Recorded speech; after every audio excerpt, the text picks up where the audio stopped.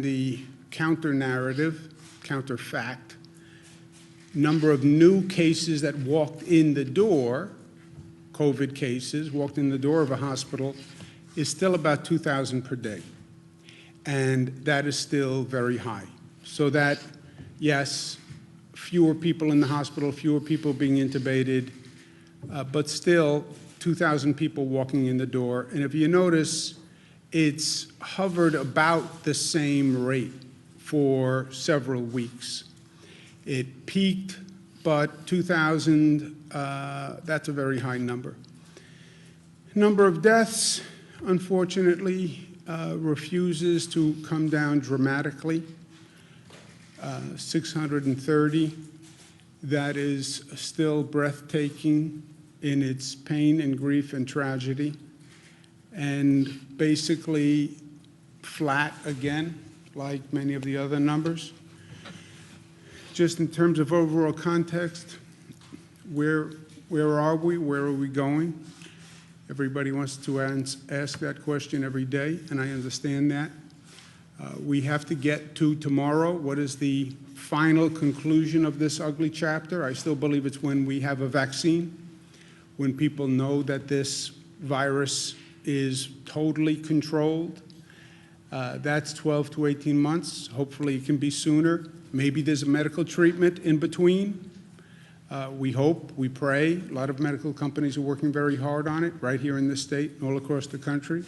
That would totally change the trajectory. People who are looking for a quick fix, a quick answer, it would be a medical treatment. That would be the quick fix. Announcement of a vaccine, that would be a quick fix. In the meantime, it's going to be an incremental process between today and tomorrow.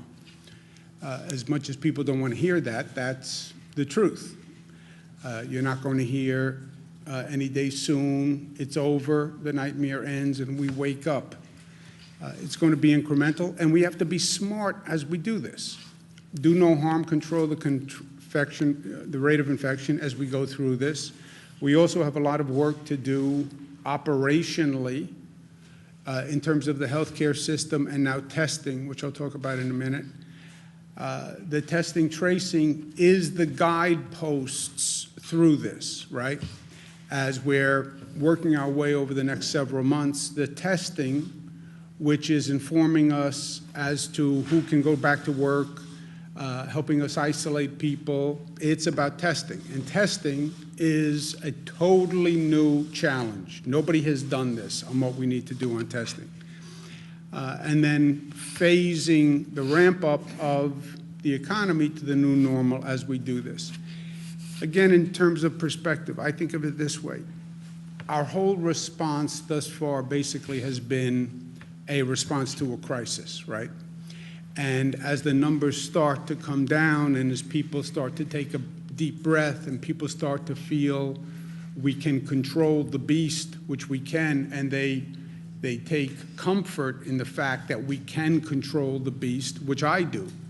I was afraid this thing was uncontrollable, and that despite everything we did, the numbers were going to continue to go through the roof. And by the way, nobody could tell you otherwise. But we proved we can control the beast. We can reduce the rate of infection. We did that by our response to the crisis. Credit to all New Yorkers, all Americans. They flattened the curve. Nobody else, no government agency, no public health expert. People's actions flattened the curve. We responded to the crisis. That's sort of all in this first response, the first phase. Bring down that infection rate. The infection rate was one person infected 1.4 other people. That's when an epidemic breaks out. That's fire through dry grass, right? That's what we talked about yesterday. We have the infection rate down to 0.9. One person infects 0.9 other people. I've never met a 0.9 person, but the infection rate is less than 1 to 1. That then sees the outbreak starting to subside, the numbers starting to come down, which is what we're seeing in the numbers. So we did that. This is all in our response to the crisis. And let's say it's from minute one to where we are today. This has all been crisis response. Bring down the infection rate, we did that. Bring up the hospital system to this projection level, which would have been impossible, but ramp up that hospital system so when you have all these new infected people, you can handle it. You don't overwhelm the public health system. You don't have people dying in hallways, which is what we saw in Italy on TV, right? That's all phase one. That's critical response. Hurry up, get it done. Every day is vital. Drastic measures taken quickly in a coordinated way. That's phase one. We're still in that phase because you still have 2,000 people coming in the door every day. So don't get cocky, don't get arrogant. We're in control.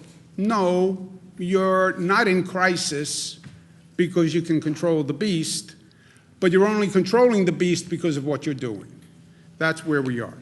We're starting to transition to another place. What's the other place? It's going to be the second half of this situation, which is unpausing, right? The situation we're in now is unsustainable. People can't stay in their homes for this length of time. They can't stay out of work. You can't keep the economy closed forever. You just can't. Society can't handle it, personally or economically. So now we're moving into another phase, which is this reopening phase. How do you plan the reopening? Nobody's ever done this before. And how do you plan a reopening of an economy and at the same time be cognizant of the public health crisis that you're still in, right? We have the infection rate down to 0.9. One person is infecting 0.9%, less than a person. Okay, the epidemic outbreak percentage is 1.2. One person infecting 1.2. You only have between 0.9 and 1.2 is a margin of error. We have to reopen, we have to reopen, we have to reopen. Yeah, you only have a very slim margin to operate on. You open too fast, you bring people out too fast, you'll get to 1.2 in 3 days and we'll be right back to where we started. So that's the I want to get out of my house versus public health balance that we're talking about. How do you measure this? How do you calibrate it? You have to develop a testing capacity that does not now exist. And then you test people on a higher volume than ever before. You then trace them to find other positives, and then you isolate them. In the meantime, we have to stabilize the state's finances because we have a terrible economic deficit. We're spending money every day that we've never dreamed of spending. We're asking all these hospitals to do things, all these local governments to do things. We're paying. And we're paying when we're in a position where we don't have any money, which is also an unsustainable position in life. You can't keep writing checks if you have no balance in your account. It doesn't work long term. At one point they come and they knock on the door. I don't know who knocks on the door when you're a state government, but somebody's going to come knock on the door. So that's where we are overall. The next frontier is going to be testing. We don't have a testing system that can do this volume or that can be ramped up to do this volume. We don't have a public health testing system, by the way. It's de minimis. If you look at what our government departments of health have, it's a relatively de minimis capacity. Well, what's our private sector testing capacity? That's relatively de minimis also.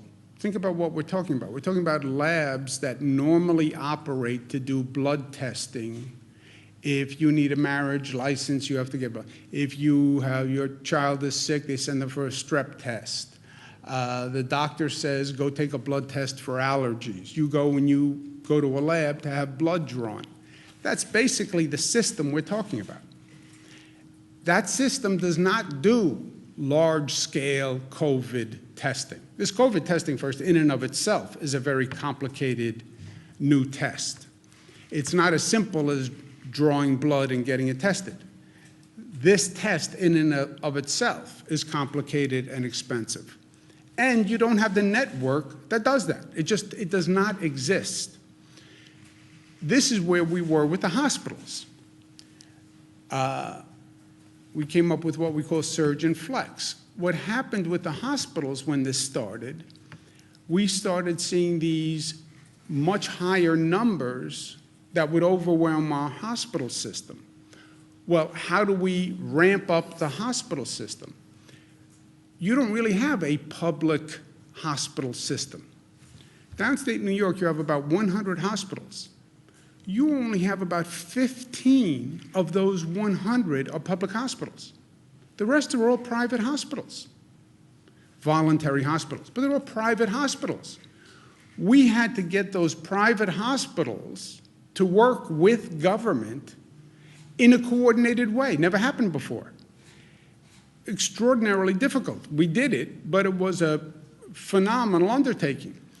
You now have 300 laboratories and hospitals across the state that do virology testing. How do we get 300 private labs and hospitals to become one system statewide to do testing for COVID? And how do we get them all coordinated? This is something that has never been done before and is going to be a tremendous undertaking. Also, to further complicate it, what they will tell you now, because we've been having the conversations, the labs, if they can get the test, which they have to purchase from private sector companies, the tests require certain chemical reagents to operate. So you take a sample and then you mix it with other chemicals. They can't get the chemicals that they need to mix to do the test. Well, who has the chemicals? No one has the chemicals, because everybody has been overrun with demand, and the chemicals come out of where? China, where everything has come from over the past 40 days. Everything goes back to China. And China is now in a position where they're being asked globally for these reagent chemicals. And that is a piece of the equation that I can't figure out. And that's why the federal government has to be part of this approach and part of this answer. I can do what I can do on the state side, and I will.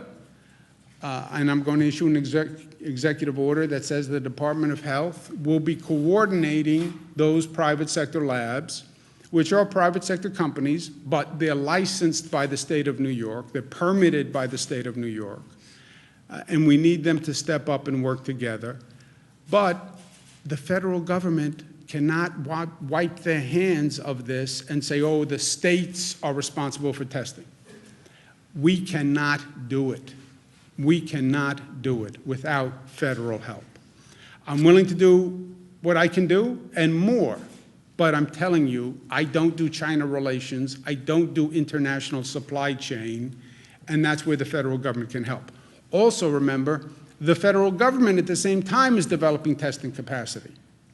So we wind up in this bizarre situation that we were in last time, 50 states all competing for these precious resources.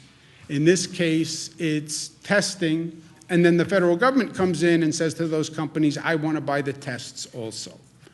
This is mayhem. We need a coordinated approach between the federal government and the states. Second thing that is of immediate concern is we have to stabilize the finances of the state. The federal government has passed 3 bills to address this crisis. Of those 3 bills, the state governments have gotten precisely 0, zilch, nada in unrestricted aid. The state should this, the state should this, the state should this. Yes. Well, what support have you given the states? None.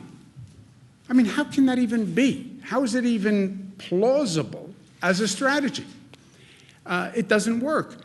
We need financial resources to stabilize the states, because when you starve the state governments, I still eat. Dr. Zucker still eats, but we can't fund schools, we can't fund hospitals, we can't fund small business, we can't fund all these extraordinary efforts that we're undertaking.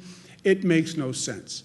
We need to support the states because the states are the ones who are doing this. Reopening is up to the states, right? That's the federal decree. It's up to the governors. The governors will decide. The states have to decide. Everyone is in a different position, and it's up to the states, which I agree. It also happens to be the Constitution. But put that aside. I also think it's the right approach. Okay, it's up to the states. But then don't ask the states, don't give them this massive undertaking that has never been done before, and then not give them any resources to do it. That's not how this is going to work. The expression, don't pass the buck without passing the bucks. A.J. Parkinson, Mark remembers him. Don't ask the states to do this. It's up to the governors, up to the governors, up to the governors. Okay, is there any funding so I can do these things that you want us to do? No. That is passing the buck without passing the bucks. Passing the buck, which is the opposite of the buck stops here. The buck doesn't stop here. I'm passing the buck, and I'm not passing the bucks. I'm not giving the financial assistance to actually perform the responsibility. So, last point is we go from today to tomorrow, but we talk about the new normal. This also has to be an opportunity where after this horrendous period that we have gone through on every level, after the exorbitant cost of this, the personal pain of this, the death of this, this has to be one of those moments in time when we look back where we say society transformed. It was a learning and growth and transformational period where growth and evolution was accelerated. Yes, society took a terrible blow, but it became a moment of reflection where all sorts of new reforms and innovations happened. That's what we have to do with this period when they look back at it. So our goal is not, let's get up and turn the machine back on and keep going the way we were. No. How do you make the changes now that you've been talking about in some cases for years, by the way, but you never had the political will to do it, or it was too hard, or it was too difficult? We talk about environmental changes that we're going to make, but we never really do it. We talk about issues of income inequality, but we never really get there. You know, we talk about changes to our public transit system, but it's too hard, it's too controversial.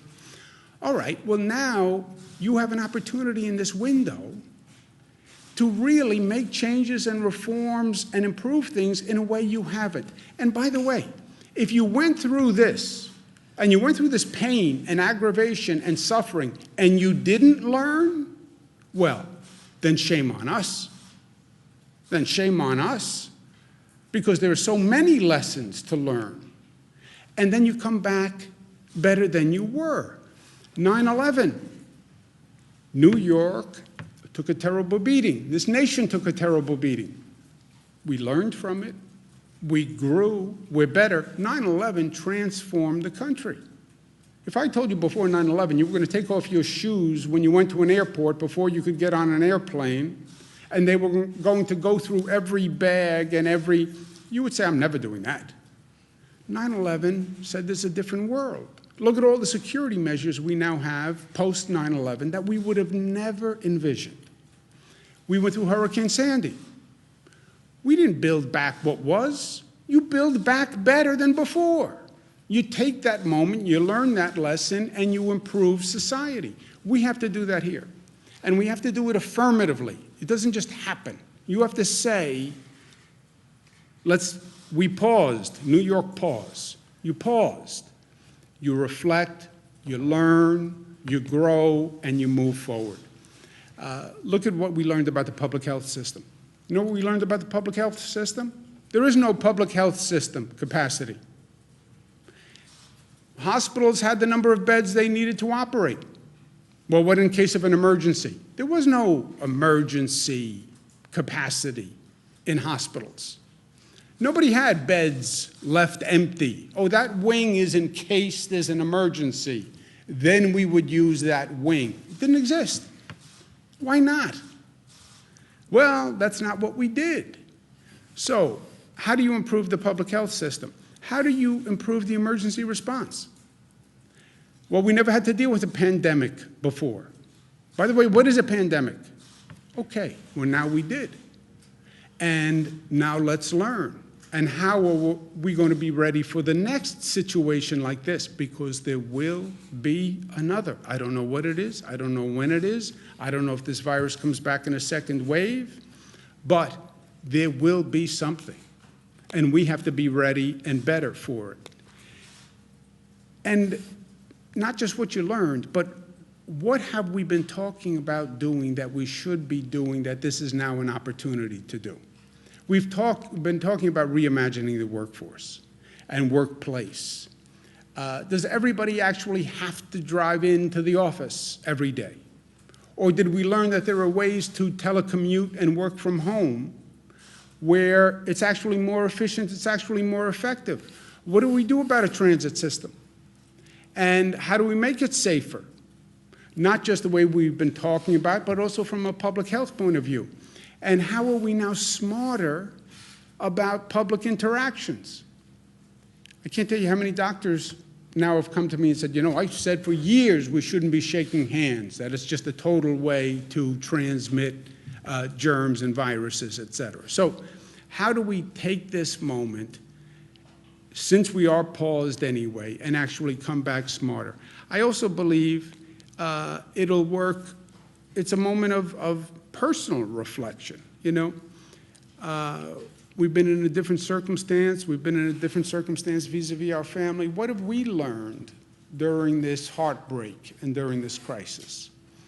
I've spent a lot of time with my kids, 22, 25, twins, two 25s. My interactions with my kids had gotten so superficial over these past few years. You know, everyone's busy, busy, busy. So what do you need? Everything good? You need anything from me? When do I see you? I miss you. That was the same conversation, like over and over and over. Now I got time to sit with them and really have in-depth conversations that I hadn't had in a long time. And I'll tell you, one of the things I learned is I was missing a lot, you know. They're not 4, 5, 6, 7, 10 years old anymore. They're grown up, and they have complex lives and complex feelings and complex situations, and you don't understand that or get to appreciate that when all you say is, how's everything, anything you need, when do I see you again, you know? Well, I was busy. It's my defense to myself. I was busy. Yeah. Except that's not an excuse. And take a deeper reflection on what's important in life. And you can't have a real quality relationship with your child or another human being unless you take the time to get below that surface and really understand the person and really take the time to talk through what's going on. People don't work that way. They don't open up in a 4-minute conversation.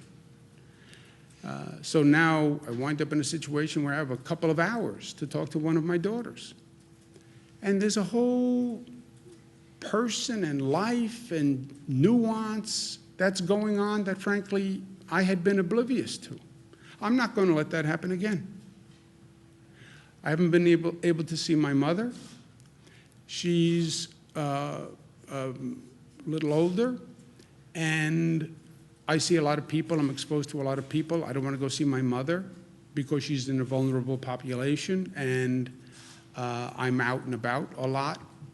So it would be careless to go see her now. But I think about all the times I have said to her, she lives in Manhattan, she said, can you come over for a cup of coffee today? How many times I've said, yes, I'll come over for a cup of coffee, and then called back and said, I can't do it today. Next time, next time, next time, next time. Why? Well, because something came up, I was busy, I didn't have the time. Wrong. Wrong. That was more important than anything else. Sometimes you don't miss something until it's been taken away. And it made me rethink what was important and what I had been missing. And I'd been missing a lot because all this, we're all busy, we're all busy, we're all busy. Yeah, what does it mean at the end of the day? You know, what were you really busy with, and did it matter? So I know that I've learned a lot on a personal level. But we may be more physically distant for the foreseeable future. The key is to be more connected individually, more connected as a society, more connected as a community. And that's what we're going to do. Questions? Governor, you're asking for, you seem to be...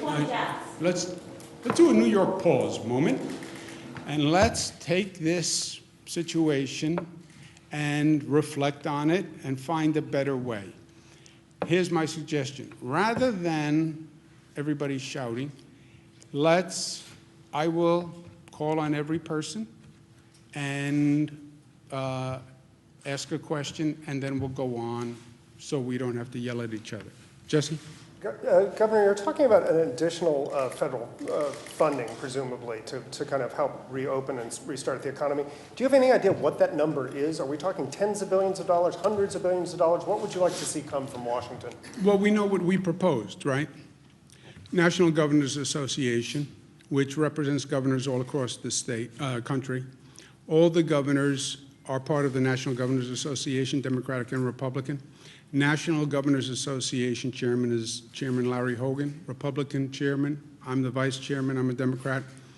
We have publicly requested $500 billion for states. We've publicly done that. So that's the number, that's public, put out in a press release, and that's what it is. What about for New York specifically, though? We didn't get into the allocation, but the allocation should be proportionate to the need, right? This allocation, $500 billion for the states. Well, how do you allocate it among the states?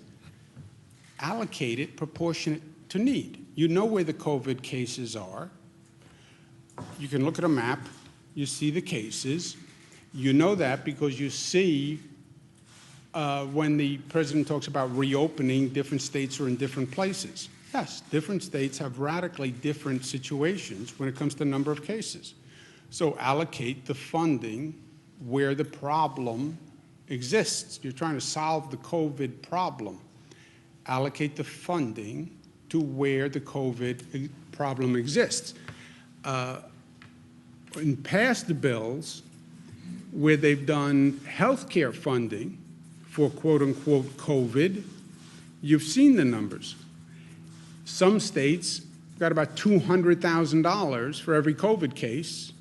New York got about $12,000 for every COVID case. How do you justify that? Well, because it's the Senate, they wanted to give every state money, so every senator had something to go home and do a press release about. Yeah, I know, but if the state didn't have any COVID cases, how much did you give that state of taxpayers' money just so that senator could go home and do a press release? Give me a break. You can do a press release with, you don't need billions of dollars to do press releases. Just very quickly to follow, the president said yesterday that some states would start to go into phase one almost immediately. How far away do you think New York is from something like phase one or even phase two? Well, phase one, phase two. It's what he's saying is, depending on where that state is, well, what the president's saying is it's up to the states. It's up to the governors. The governors who have states that have fewer cases can reopen faster. Yeah, that has nothing to do with the president or federal policy or anything. All he's saying is it's up to the states, and you'll see states that have less of a problem opening sooner. That is undeniable and totally logical. So it depends on that state, where it is, and it depends on the numbers. And the governors rely on numbers. And it has nothing to do with the federal government. Governor, on the hospital system, we said that When do we reopen? We are at now 0.9 on the infection rate. 1.2 is the tipping scale where the numbers start to go up again, right? So your margin of error right now is between 0.9 and 1.2. You have many states where the infection rate is de minimis. We're at 0.9. We're right up to that line of possible outbreak. So the states that will open first, by the data, will have much lower infection rates than we do. We were over the line. We were in outbreak territory, right? We've gotten that down to 0.9. But your margin of error is between 0.9 and 1.2. And what the experts will tell you is 0.9, 1.2, you're right on the line. It's not that precise a science. Governor, we've now got a hospital rate that seems to be stabilizing and ticking down. A few questions. Are you therefore stopping some of the things you've done to increase capacity, like the field hospitals on the island? And then is there any thought, particularly in upstate areas, of reopening hospitals or facilities to elective procedures? There are reports that workers are being laid off. And then finally, I know we had to reduce PPE standards. We had to waive a bunch of requirements to increase this capacity. Will any of that be now rolled back? And is there any concern that reducing these standards, particularly PPE, may have hastened infection or caused problems among healthcare workers? We know there's lots of infections there. The CDC reduced the PPE guidelines, not to do alphabet soup, but it was the CDC that had federal guidelines on the personal protective equipment.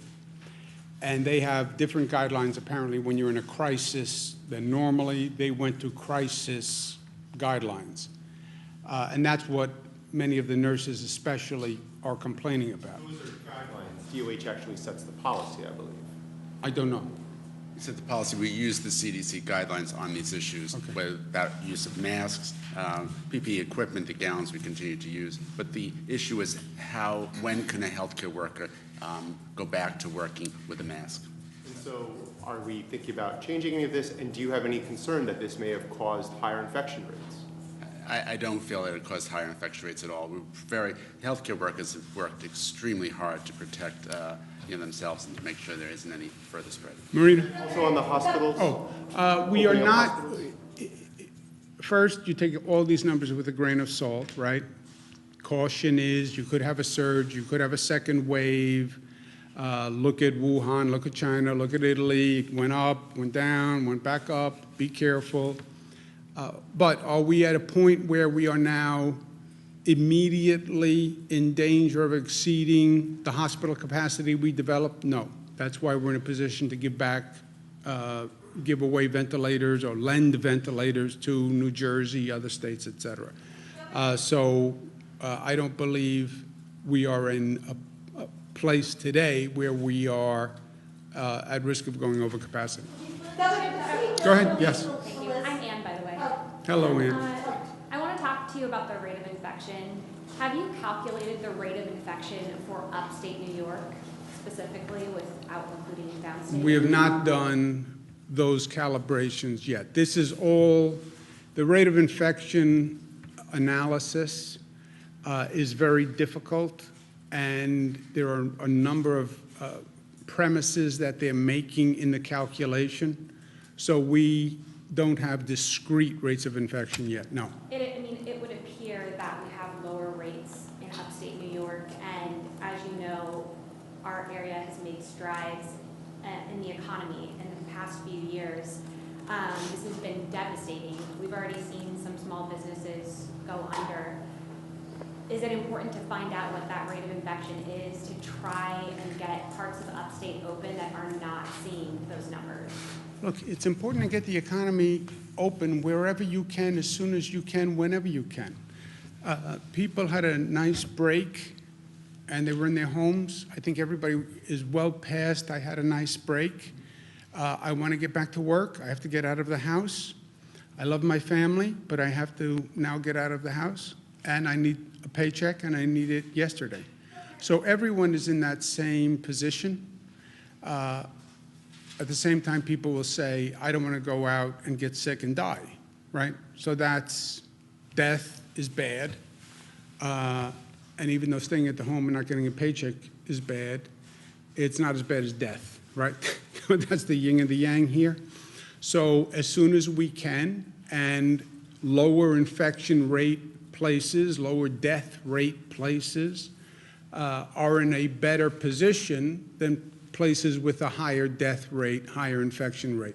So yes, calibrating those differences is important, and balancing the economic need and the personal need with the public health need and death, that calibration is everything. When do you think you'll start to make that separation is what I'm asking? I think you'll see it clearer. You know, we're right on the line now across the board.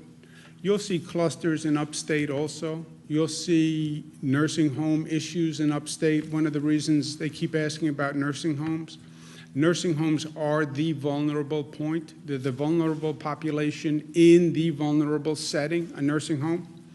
And we've seen that across upstate. So it's not just about, yes, everybody wants the economy running, but everybody wants to be safe at the same time, and that's what we're working through. Governor, the state just released a list of facilities, of nursing homes that have outbreaks. We're seeing some numbers of up to, 55 deaths at just one nursing home, and at least 21 facilities on this list that have over 20 residents. My first question is, why, has it taken so long to inform the public about this, happening in their communities? Why has the public not known about all of these numerous outbreaks? Yeah, I think they have. We've been talking about nursing homes every day for the past 30 days. The first outbreak was in Seattle, Washington, which was a nursing home. That's how this country was introduced to it. We've said 157 times the most vulnerable population are seniors. The most vulnerable place are nursing homes. So I think and we have special precautions for nursing homes. I think we've been talking about it all along. Are you going to start doing, boosting the number of nursing home inspection workers? Are you going to look at mass testing? It's not an inspection issue. We've taken radical measures vis-a-vis a nursing home. No visitors. I mean, just think about how harsh a policy that is. No visitors in a nursing home. These are people who live for visitors. No visitors, staff testing, different cleanliness procedures, more equipment. But the virus is nothing to be underestimated, and the virus is very good at killing, and the virus is very good at killing older people and people with compromised immune systems. And that's why the virus seeks out nursing homes. Yes, but it seems like even with the screening protocols, we now know that many people can be asymptomatic, so even if they didn't have a temperature, they still could have been carriers of the disease. Is there a need for mass testing at nursing homes in order to get a better picture? Yes, that's what we've been saying also, right? We want to test frontline workers, test healthcare workers, but then you need tests. And that's why we've been talking about testing and the need to ramp up testing and how difficult it is for testing. The point is there's clearly a problem here. Excuse me a second, Jimmy. Someone's asking a question. Transfers of, there's at least one nursing home we know of where the residents have been transferred to another facility. Not the negative residents have been transferred. Is that something the state recommends or is doing anywhere else?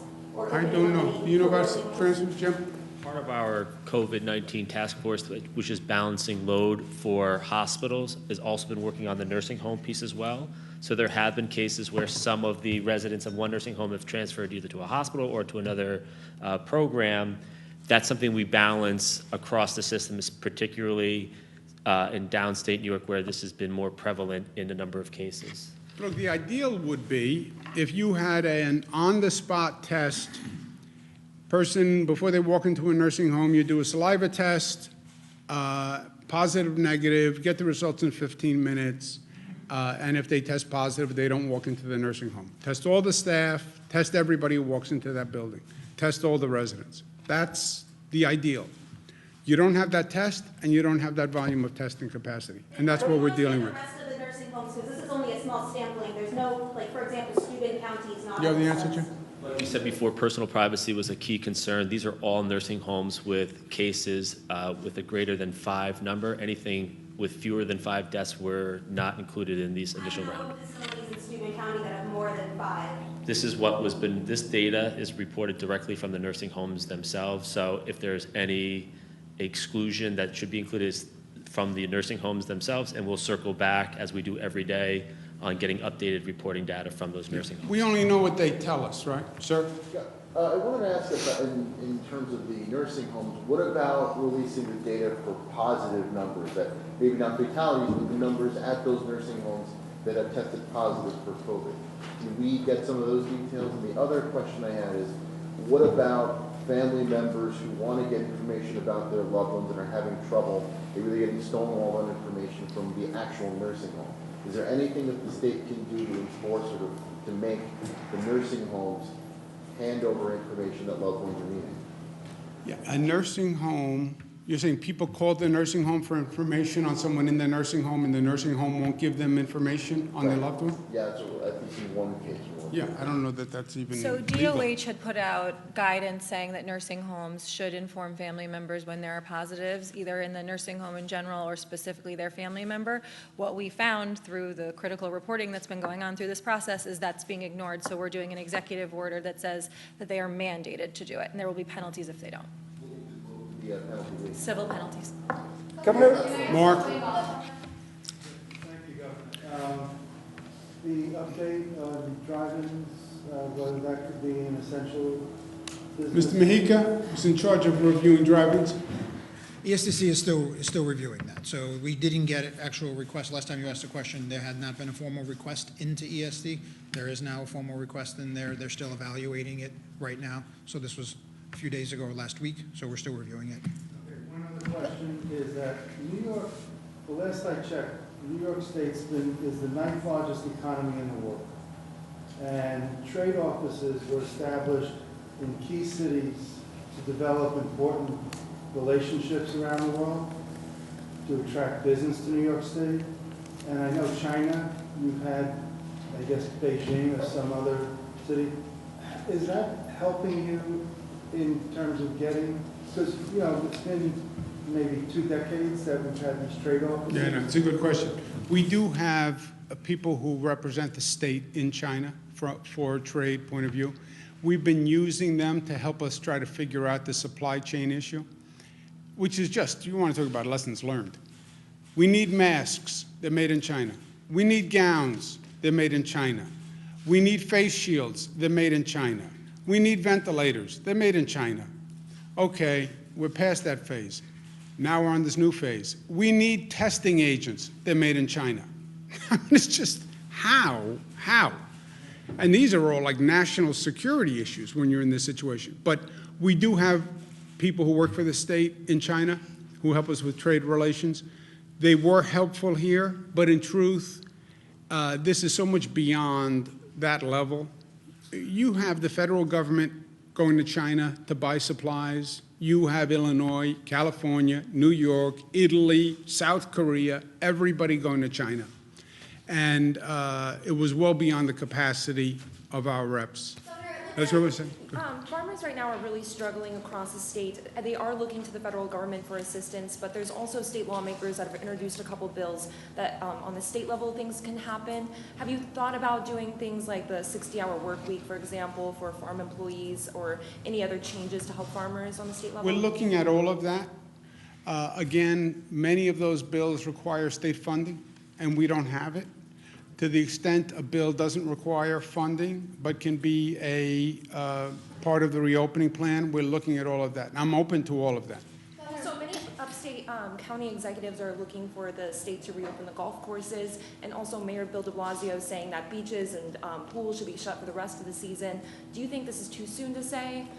Yeah, look, I talked to a number of upstate officials, and yeah, everyone has their own ideas. I get it, and I respect it, and we have 700 school districts. We have 699 opinions on when to open schools and close schools, and the school district officials feel that their opinion matters most, and I understand that. We have upstate county executives who want to open beaches, want to open parks, et cetera. These decisions are all interconnected, right? And this is the conversation I have with them. You know, you open your schools as one district, well, then what does it do to the next door district? And if we don't coordinate this, it's going to make a situation worse for everyone. Same thing with beaches. You open your beaches, but I don't open my beaches. My people are all going to go to your beach, right? We're 2 counties, let's say. And what you do with your beaches affects me. And one of us does something and the other one doesn't, now we have a problem. And it can be beaches, it can be parks, it can be hiking trails, it can be schools, it can be any of these things. So the first place we started here was in an emergency, a governor issues executive orders that say we have to coordinate as a state. In an emergency, more so than ever before. That's the concept of an emergency declaration. Why does the president get more power in an emergency declaration? Because it's an emergency. So we have an emergency. So what you want to do with your park, normally, yeah, it's up to you. But in an emergency, what you do with your park can affect what everybody else does with their park. Because you have all sorts of people dying to get out of the house. I found out your parks are open. You can have people coming from across the state to your park. Now, maybe you want that, or maybe you don't want that. But I get a lot of calls from people in the Adirondacks. They don't want a lot of people coming from downstate to the Adirondacks and flooding their community right now. So what one does affects everyone. So schools, opening businesses, parks, beaches, all these decisions need to be coordinated on a statewide basis. And local governments, I get their concern. We all have to cooperate, and yes, we'll make decisions, we'll make them collectively, but they have to be uniform on a state level, because there's then actually a higher level. I then have to turn around and coordinate with New Jersey and Connecticut and Massachusetts and Delaware, and what are we all doing and how does it work together? If I don't, what I do on my beaches in New York makes a difference to New Jersey, makes a difference to Connecticut. They just called today, we have an issue we have different policies on marinas. So people from New York are going to other states because other states have their marinas open, and we don't have our marinas open. So we're then flooding their marinas with our people. Sounds like a silly, small issue, but these things are all interconnected. So they want to know, even on like marina openings, we should have the same policy. Otherwise, people want to get out of their house. It's now summer. They want to go boating. Well, you can't do it in New York. They all go to Connecticut. Connecticut then says, well, this doesn't help us.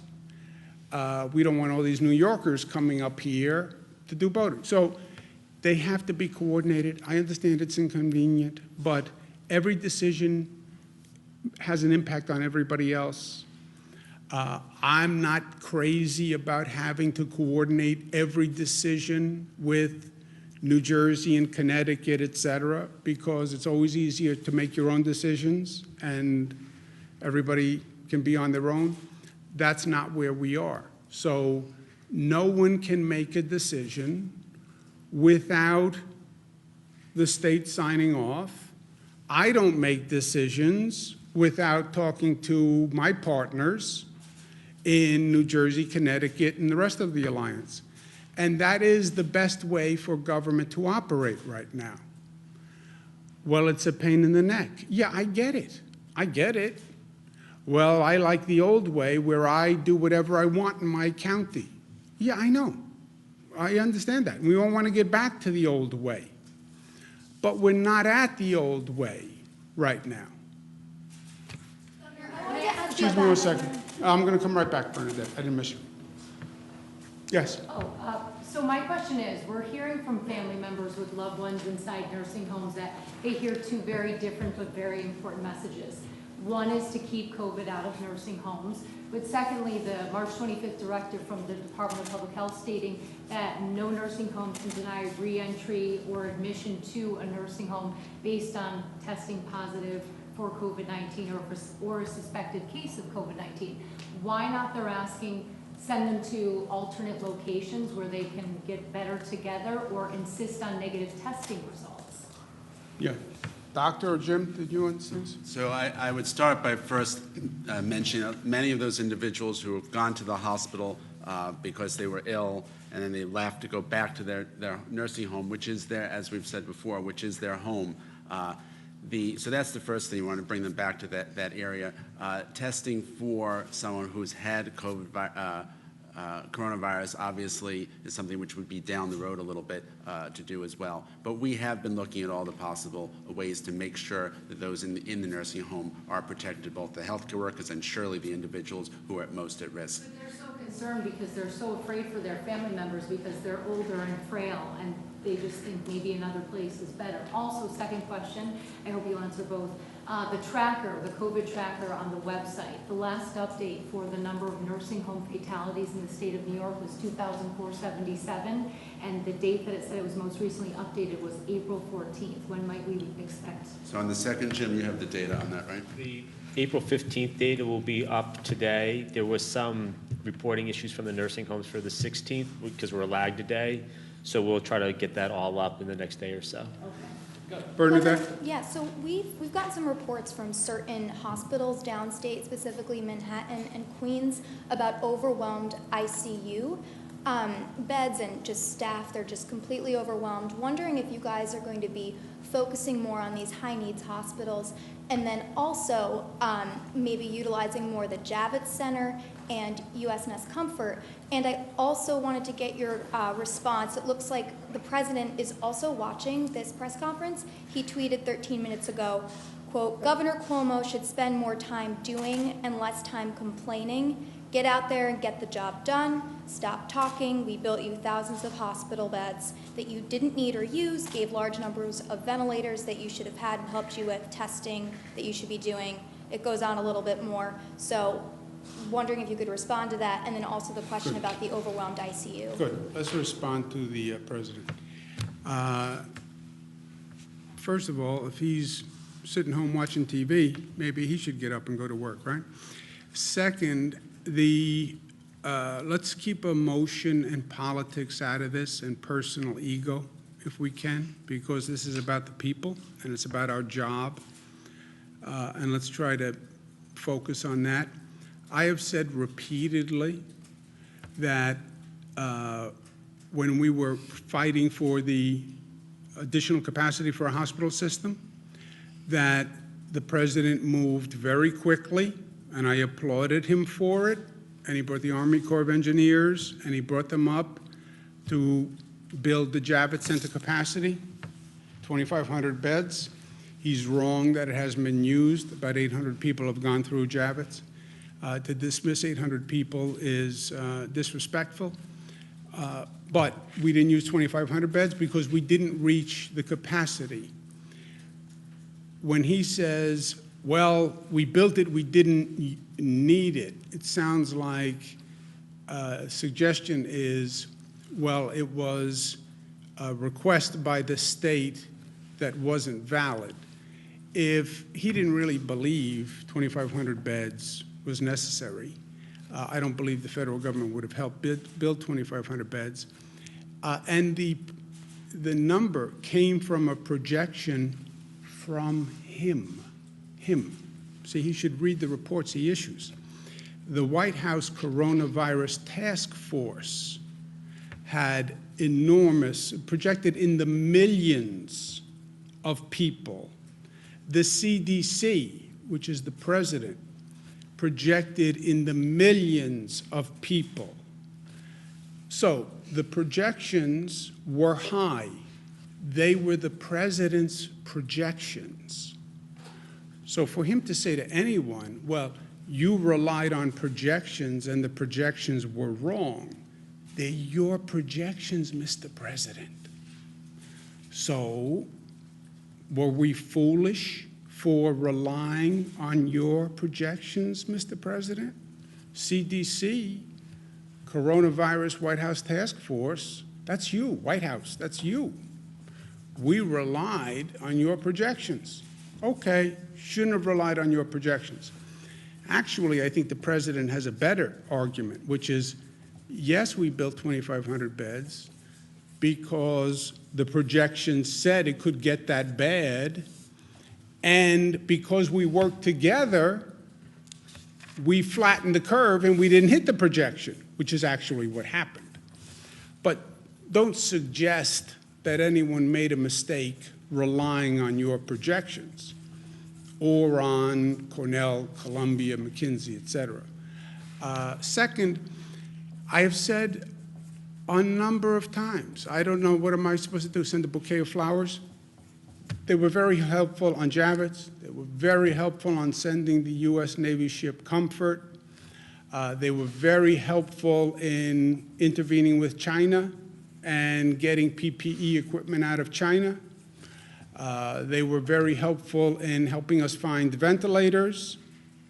I said thank you, thank you, thank you, thank you. Now, going forward, we're still in the midst of it. The president doesn't want to help on testing.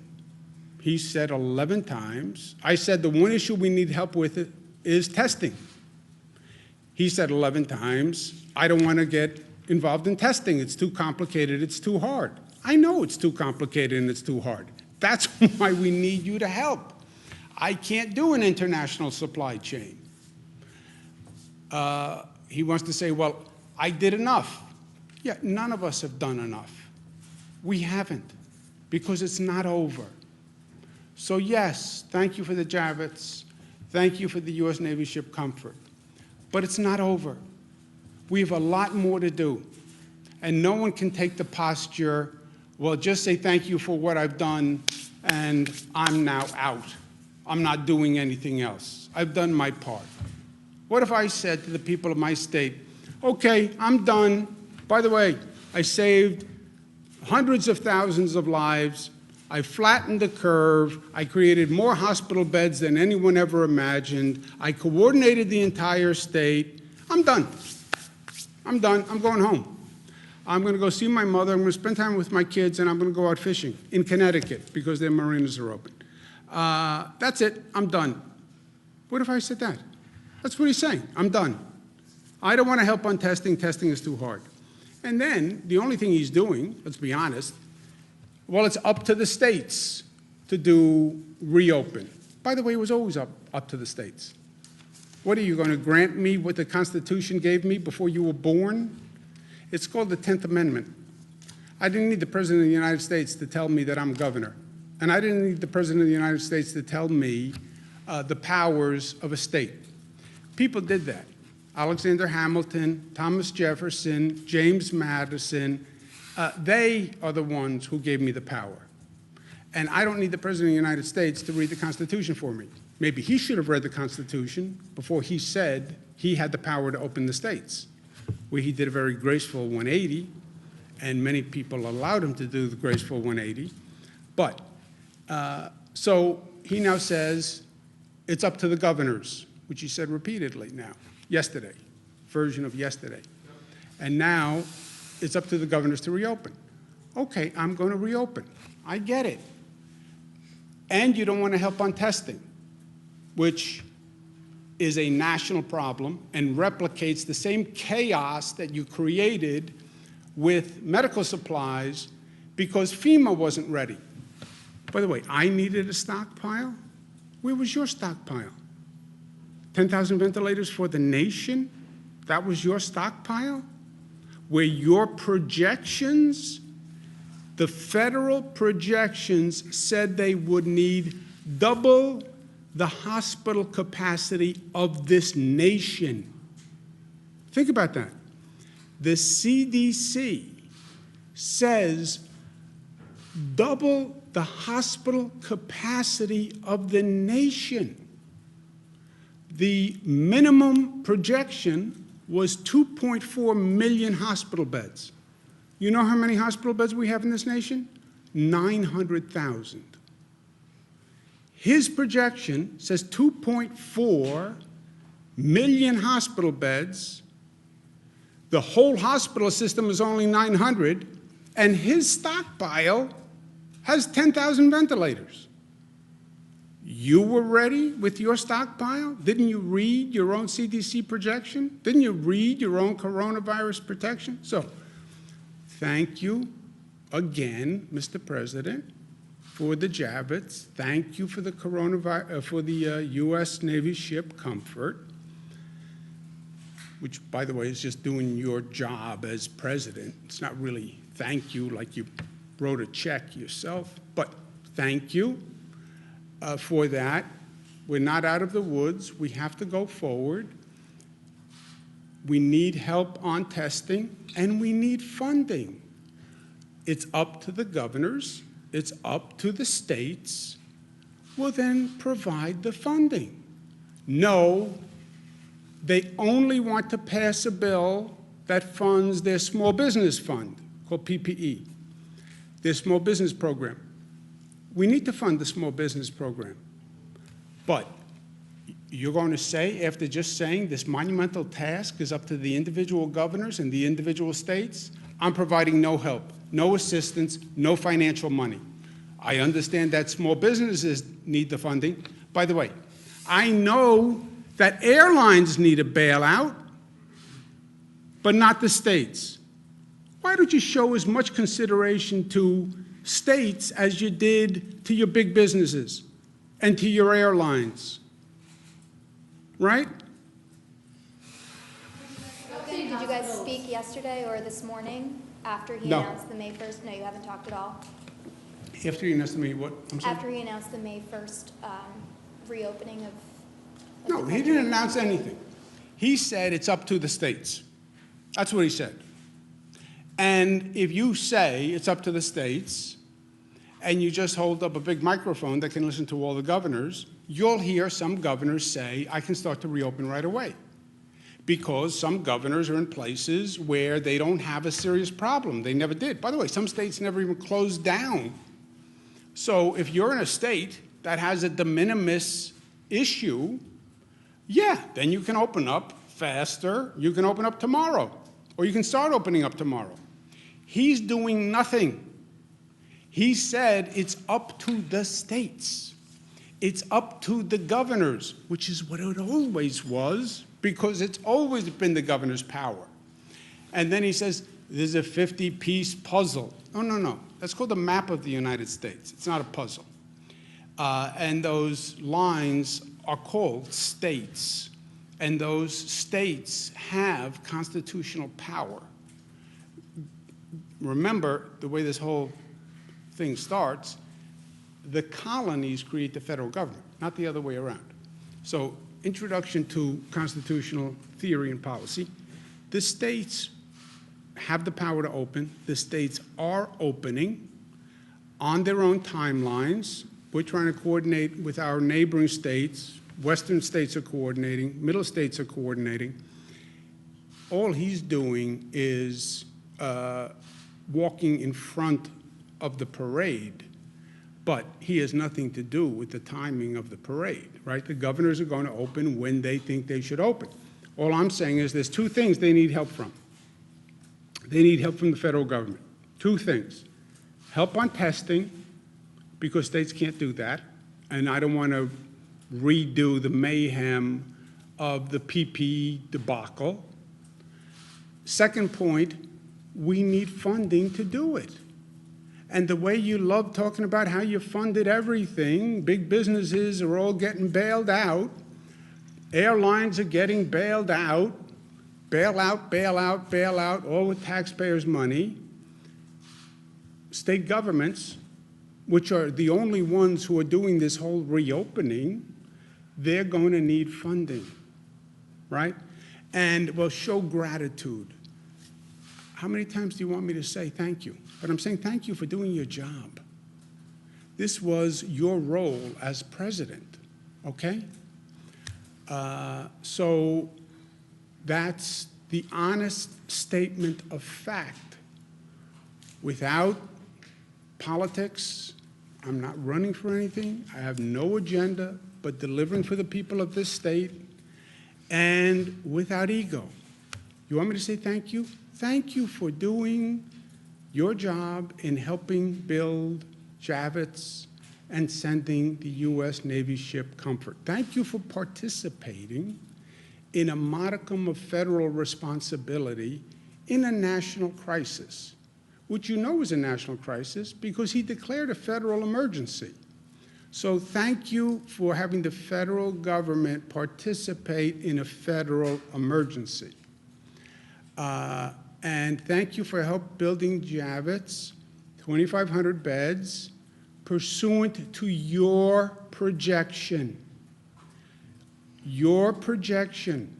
And if you don't agree with your projection, fire the head of the CDC, fire the White House Coronavirus Task Force people, because they did the projections.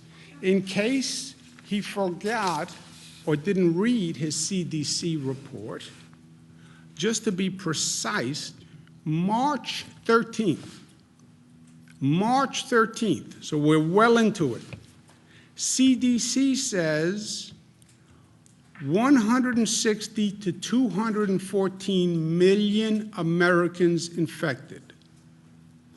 That's over half the population. CDC, 2.4 million to 21 million Americans hospitalized.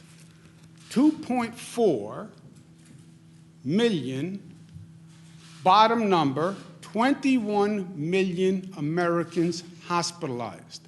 March 13th, the CDC. 2.4, okay? Let's say they're low number, 2.4 to 21, which is a hell of a differential, right? Either 2.4 or 10 times 2.4. Thank you for that great projection. But anyway, let's take their minimum number, 2.4. How many hospital beds do you have? 900. Call it 1 million. So it's 2.5 times what your capacity is, right? We're the state of New York. We have a 50,000 bed capacity. By their projections, what do we need? 150,000 beds. By the way, what did McKinsey say that we needed? 140,000 beds. They got it from the CDC, as it says on the screen. They got it from the CDC. That's why we built 2,500 beds at Javits, because we listened to you, Mr. President. And if we were foolish for listening to you, then shame on us. But read your own report next time before you criticize it. Is there a point on state spending? You mentioned at some point someone's going to come knocking. Does that mean at some point the state might have to cut off state spending, and what would that even look like? Rob? So right now we're looking at our cash numbers, our priorities, right, are making payrolls, making sure we're funding Medicaid, making sure we're funding the pandemic. We have the resources to do that, but we're putting in place cash spending controls to make sure that we can do that, especially because of the delays in the tax filing dates. So because that moved from April 15th to July 15th, number of people that filed by April 15th was 7 million, when we usually get about 10 million who would file. That's about 30% off. Those that filed are probably getting refunds. So the ones that didn't file are most of that revenue. So we anticipate all that revenue is going to move to July. We'll be off about 10 billion in cash flow. So we're going to put in place spending controls actively right now to make sure that we can continue on a cash basis. We will have to make reductions, as the governor has said multiple times. We have a revenue shortfall even after the cash flow decline of between 10 and 15 billion dollars. We'll put out a financial plan that reflects that, and then we'll have to make reductions in the event that there is not federal revenue. New York City put out their budget yesterday. They were projecting a revenue shortfall of $7 billion, right? Again, ours looks like it could be up to double that number. And in the absence of additional federal revenue, then we will have to make those reductions. And that's consistent with what other large states are seeing. To be fair, excuse me a second, Jimmy. You asked the question, right? We said we're going to let people have a chance. Gareth, do me a favor. Can you put up the White House coronavirus projection, just so the president can read what he said? Where were we up to, Joseph? Pulling their loved ones out of these facilities because conditions have gotten so bad. Is it advisable to do that at this point, and what more could the state do to make sure that the situation doesn't get worse? Dr. Zucker? Sure. So we are doing three different things there. We're working on the issues of making sure that they have the necessary equipment, all the PPEs, when they ask, we provide it to them. We are also increasing on the issue of testing, and we're also increasing staffing. And I think that's the three most important things. And if there's any questions, we address that. We also have something called a co-video, which is actually a virtual way to go through the nursing homes and to look to make sure that all the necessary things are being done, the proper ways of doing hand washing is happening, the proper ways of putting a gown on, taking off a gown is happening, whatever we need to do to help those individuals in the nursing home. Where is that equipment and staff coming from if we have shortages of PPE in hospitals already? We have staff, we have, obviously there are volunteers that we have worked with as well in the big pool of volunteers, but we're working with each individual nursing home to address that. And that coming off Did you finish, Josepha? Well, where's the extra PPE coming from? Well, we contact them if there's a need for PPE. We have stockpiles, we have supplies that we have, and obviously masks and other equipment as well.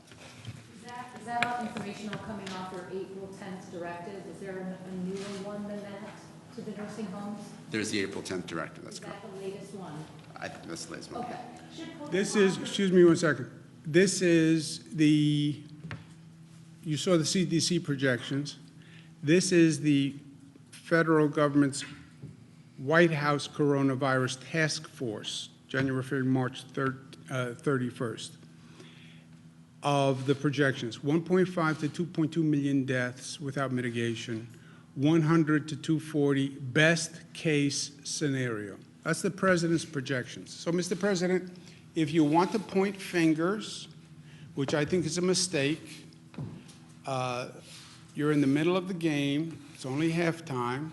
Don't be a Monday morning quarterback at halftime. Never works out well. And if you want to point fingers, we built more beds than we needed. Our only mistake was then believing your numbers and believing your projections.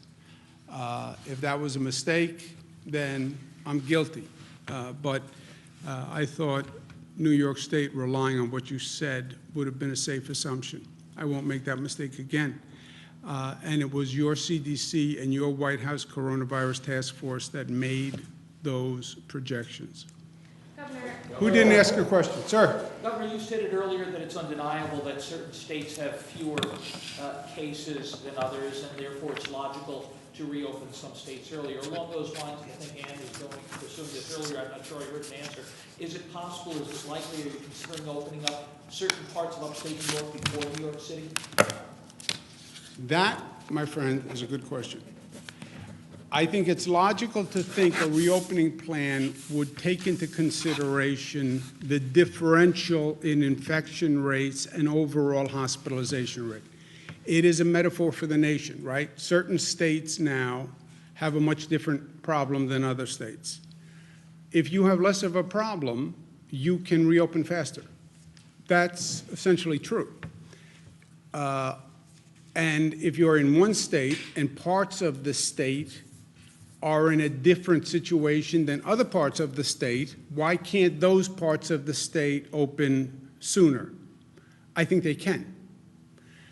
How much sooner, when, how do you do it, how do you phase it in, how do you do it in a way that doesn't complicate or compete with the other parts of the state that aren't doing it? Now you start to get granular and it starts to get tricky, and that's what we have to work through. But the overall premise, I agree. And then you watch that infection rate. And you do have parts of the state that are in a fundamentally different situation than downstate. Now, even those counties that are in a different situation, because remember, a county, if you're looking for a region to open, because a county sometimes is hard, but if you're looking for a region, you don't really have regions in the state that have been immune, because nobody's immune. So you'll see pockets in almost every region. You know, you talk about Western New York or Central New York and Mohawk Valley, you'll see pockets in every region. You can find a county that is in a different situation.